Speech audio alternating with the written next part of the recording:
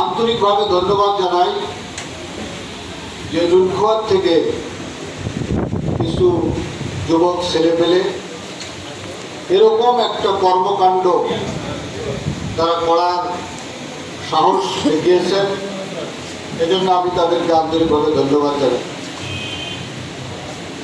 আপনারা মনে করছেন যে সংস্কারটা কি, এটা তো জানা দরকার। আসসালামু আলাইকুম।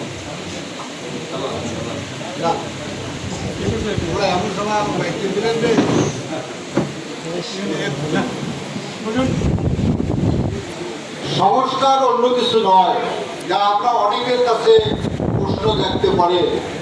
দীর্ঘদিন যাবৎ আমরা নুনখোয়ায় বসবাস করলাম, এই ছেলেপেলে আবার নুনখোয়ার কি সংস্কার করবে, কিন্তু সংস্কারটা কি সেটা জানা দরকার।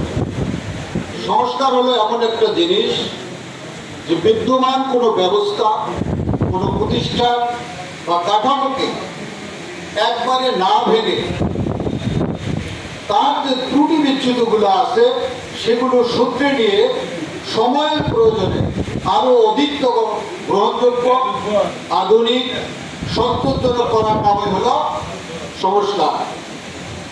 সেটা হতে পারে অর্থনৈতিক, রাজনৈতিক, সামাজিক, সাংস্কৃতিক, বিভিন্ন দিক হতে পারে।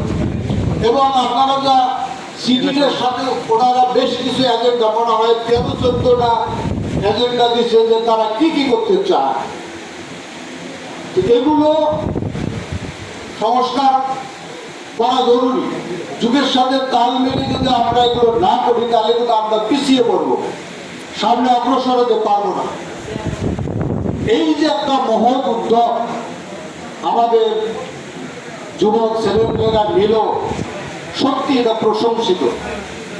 কিন্তু যারা এই সংগঠনের আত্মপ্রকাশ ঘটাবার জন্য নির্লসভাবে পরিশ্রম করে আসছেন, আমি তাদের উদ্দেশ্যেও বলবো যে আমি যদি নিজে রিফর্ম না হই, আমার মধ্যে যদি সংস্কার না আসে, তাহলে আমি আরেকজনকে আহ্বান করলে সে আমার আহ্বানে সাড়া নাও দিতে পারে। সংগঠনে যারা থাকবে তাদের সংস্কার সর্বপ্রথম প্রয়োজন। আমি নামাজ পড়ি না, আর একজনকে যদি আমি নামাজের জন্য আহ্বান করি তাহলে আমার তাকে সাড়া দেবে? দেবে না।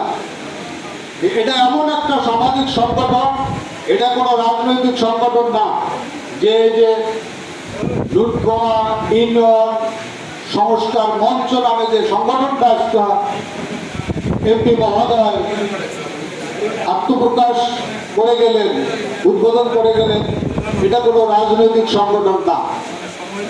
ওনারা আরেকটা কথা বলছে, এটাকে মঞ্চ বলছে, ইংলিশে সেটা প্ল্যাটফর্ম। মঞ্চ কি সেটাও জানা দরকার। মঞ্চ হলে এমন একটা জিনিস যেখানে আমরা কিছু লোক একত্রিত হব। মঞ্চ মানে একটা পাটাতন, প্ল্যাটফর্ম মানে একটা পাটাতন বা একটা কেন্দ্রবিন্দু। সেখানে আমরা কিছু লক্ষ্য এবং উদ্দেশ্য নিয়ে ওই পাটাতনে একত্রিত হব, হয়ে আমরা সংস্কারটা করব। এটা রিয়েলি একটা মহতী উদ্যোগ।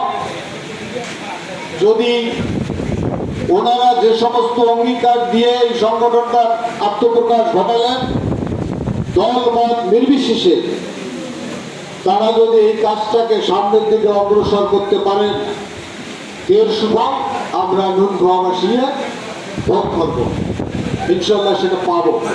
কিন্তু আমি শুধু তাদেরকে একটা অনুরোধ করব যে সংগঠন দাঁড় করানোর চাইতে সংগঠন টিকিয়ে রাখা এবং সংগঠনকে লক্ষ্য উদ্দেশ্যে পৌঁছা কঠিন জিনিস, কঠিন কাজ।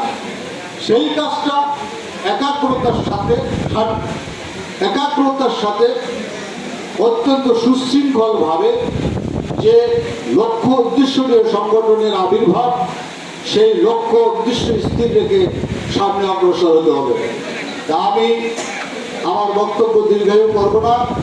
আমি মন খুলে, প্রাণ খুলে মহান আল্লাহ রাব্বুল আলামিনের কাছে প্রার্থনা করি, আজকে নুনখোয়ার মতো একটা অবহেলিত অঞ্চলে যে লক্ষ্য উদ্দেশ্য নিয়ে আজকের এই দুর্ঘর সংস্কার মঞ্চ প্রতিষ্ঠিত হলো বা আবির্ভাব ঘটল, তারা যেন লক্ষ্যে পৌঁছতে পারে এই প্রত্যাশা রেখে আপনাদের সকলের সুস্বাস্থ্য ও দীর্ঘায়ু কামনা করে আমি আমার সংক্ষিপ্ত বক্তব্য শেষ করছি। আল্লাহ হাফেজ।